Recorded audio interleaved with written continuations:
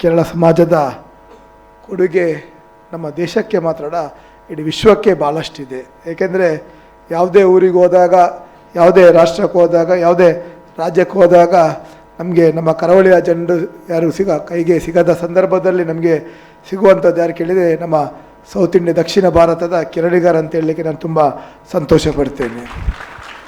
ಬಹುಶಃ ಕಳೆದ ಒಂದು ಕಾರ್ಯಕ್ರಮದಲ್ಲಿ ನಾನು ಹೇಳಿದ್ದೇನೆ, ಯಾಕೆಂದರೆ ಆಡು ಮುಟ್ಟದ ಸೊಪ್ಪಿಲ್ಲ, ಈ ಮಲಯಾಳಂ ಅವರು ಕೈ ಆಡಿದ ಕ್ಷೇತ್ರ ಇಲ್ಲ ಅಂತ. ಏಕೆಂದರೆ ಎಲ್ಲ ರೀತಿಯಲ್ಲಿ ಎಲ್ಲ ವಿಭಾಗಗಳಲ್ಲಿ ಇವತ್ತು ನಾವು ನೋಡಿರ್ಬೋದು, ಟಾಮ್ ದೇವಸ್ ಅಂತ ಒಬ್ಬ ವೈದ್ಯರಿರ್ಬೋದು, ಶೈಕ್ಷಣಿಕ ಕ್ಷೇತ್ರದಲ್ಲಿರ್ಬೋದು, ಬ್ಯಾಂಕಿಂಗ್ ಕ್ಷೇತ್ರದಲ್ಲಿರ್ಬೋದು, ಅದೇ ರೀತಿ ಎಲ್ಲ ವಿವಿಧ ಕ್ಷೇತ್ರಗಳಲ್ಲಿ ತನ್ನದೇ ಆದ ವಿಶೇಷವಾದ ಕೊಡುಗೆಗಳನ್ನು ನೀಡ್ತಾ ಇವತ್ತು ಇಡೀ ವಿಶ್ವದ ಜನರ ಮೆಚ್ಚುಗೆಗೆ ಇವತ್ತು ಅವರು ಪಾತ್ರರಾಗಿದ್ದಾರೆ.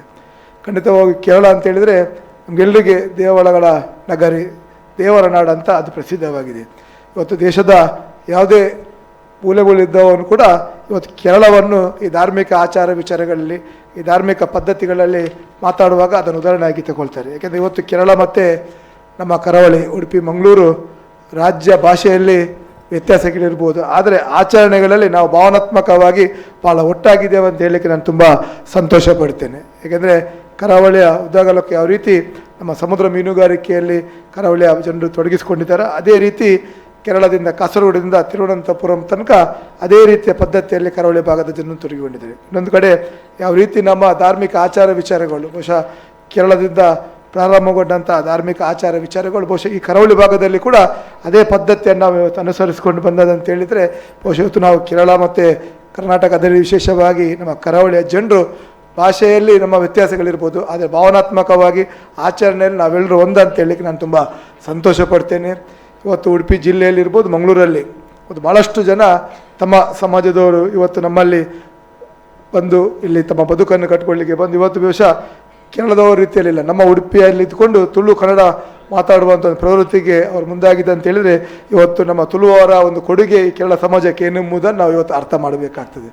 ಇವತ್ತು ತಮ್ಮ ಒಂದು ಸಮಾಜದ ಒಂದು ನೂತನ ಘಟಕವನ್ನು ಇಲ್ಲಿ ಪ್ರಾರಂಭ ಮಾಡಿದ್ರಿ. ಖಂಡಿತವಾಗಿಯೂ ಸಮಾಜದ ಏಳಿಗೆಯನ್ನು ಬಯಸಬೇಕಾದ್ರೆ, ಸಮಾಜದಲ್ಲಿರುವಂಥ ಪ್ರತಿಭೆಗಳನ್ನು ಗುರುತಿಸಬೇಕಾದ್ರೆ, ಸಮಾಜದ ಒಂದು ಅಭಿವೃದ್ಧಿಯನ್ನು ಕಾಣಬೇಕಾದ್ರೆ ಇಂಥ ಸಂಘ ಸಂಸ್ಥೆಗಳು ಇದರ ನೇತೃತ್ವವನ್ನು ವಹಿಸಿಕೊಂಡಾಗ ಮಾತ್ರ ಸಮಾಜದಲ್ಲಿರುವಂಥ ಯುವ ಜನತೆ, ಯುವ ಪ್ರತಿಭೆಗಳಿಗೆ ಮುಂದೆ ಬರಲಿಕ್ಕೆ ಸಾಧ್ಯ ಉಂಟು.